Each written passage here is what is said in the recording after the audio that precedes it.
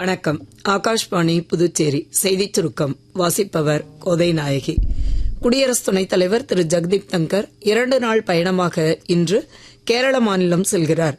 திருச்சூர் மாவட்டத்தில் உள்ள குருவாயூர் கோயிலில் வழிபட்ட பின்னர் கொச்சியில் உள்ள தேசிய மேம்பட்ட சட்ட பல்கலைக்கழகத்தில் மாணவர்கள் மற்றும் ஆசிரியர்களுடன் திரு தங்கர் உரையாட உள்ளார்.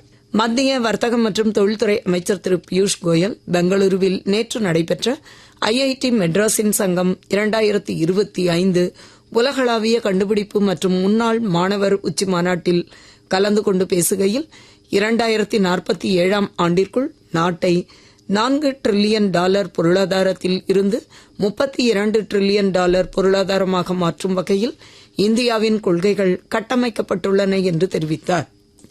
மொஹரம் பண்டிகையை கொண்டாடும் இஸ்லாமியர்களுக்கு புதுச்சேரி முதலமைச்சர் திரு ரங்கசாமி விடுத்துள்ள வாழ்த்துச் செய்தியில், இஸ்லாமிய ஆண்டின் தொடக்கமாகவும் 4 புனித மாதங்களில் ஒன்றாகவும் கொண்டாடப்படும் சிறப்பு வாய்ந்த மொஹரம் மாதத்தில் அனைவரின் இதயங்களும் பொறுமையாலும் கருணை, நீதி மற்றும் அசைக்க முடியாத பக்தியால் நிரம்பட்டும் என்று தெரிவித்துள்ளார். இந்திய கிரிக்கெட் கட்டுப்பாட்டு வாரியத்தின் அனுமதியோடு 2ஆம் ஆண்டு புதுச்சேரி பிரீமியர் லீக் கிரிக்கெட் போட்டிகள் இன்று மாலை 6:30 மணிக்கு துத்திப்பட்டில் உள்ள சி கேம் மைதானத்தில் தொடங்குகிறது. 27ஆம் தேதி வரை லீக் போட்டிகள் பிற்பகல் 2 மணிக்கும் மாலை 6 மணிக்கும் நடைபெறும்.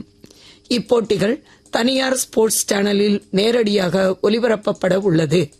புதுச்சேரி கிரிக்கெட் அசோசியேஷன் தலைவர் தெரிவித்துள்ளார். விம்பிள்டன் டென்னிஸ் போட்டியில் இந்தியாவின் யுகி பாம்ப்ரி, அமெரிக்காவின் ராபர்ட் கெலவே இணை காலிறுதிக்கு முந்தைய சுற்றுக்கு முன்னேறியுள்ளது. மேற்கு திசை காற்றின் வேக மாறுபாடு காரணமாக தமிழகத்தில் ஓரிரு இடங்களிலும் புதுச்சேரி மற்றும் காரைக்கால் பகுதிகளிலும் அடுத்த 6 நாட்களுக்கு இடி மின்னலுடன் கூடிய லேசானது முதல் மிதமான மழை பெய்ய வாய்ப்புள்ளது என்று சென்னை வானிலை ஆய்வு மையம் தெரிவித்துள்ளது. இத்துடன் இந்த செய்திச் சுருக்கம் நிறைவு பெறுகிறது.